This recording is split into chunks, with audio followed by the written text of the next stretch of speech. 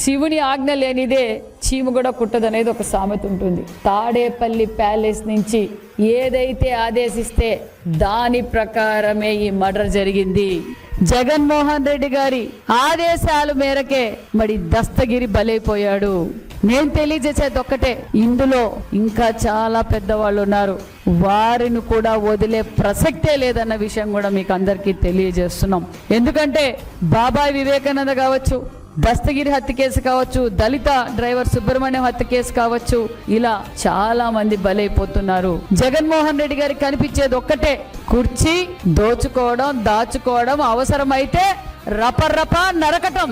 నేను చెప్పేది ఒకటే, వైసీపీ కార్యకర్తలారా, మీరు ఒక విషయం నాకు పడక కింద ఉన్నారు. మీ సింబల్ ఇప్పుడు ఫ్యాన్ కాదు, అదే ఫ్యాన్ గొడ్డలుగా మారుతా ఉంది. జగన్మోహన్ రెడ్డి రోజు రోజుకి కుర్చీ కోసం, ఆస్తుల కోసం తన సొంత వారినైనా బలి తీసుకుంటున్నాడన్న విషయం మరొకసారి మీకు అందరికీ తెలియజేస్తున్నాం. అంతేకాదు హత్య జరిగిన తర్వాత మరి వారింట్లో మరి అధికారులు పరిశీలిస్తే ఎన్ని వందల కోట్ల అక్రమ ఆస్తులు దొరికాయో మనందరం చూసాం. మరి సుమారుగా ఇది ఇంకా 100 కోట్ల దాకా మరి ఆస్తులు కూడా దొరికాయి. ఆ ఆస్తులు కూడా ఎవరు అనేది ప్రత్యక్షంగా మరి అందరికీ చూపించాం. మేం తెలియజేసేది ఒక్కటే, ఖచ్చితంగా చట్టం తన పని చేస్తుంది. దస్తగిరి వివేకానంద రెడ్డి హత్య కేసులో కూడా చాలా ముఖ్యమైన వ్యక్తి అన్న విషయం కూడా తెలియజేస్తూ మరి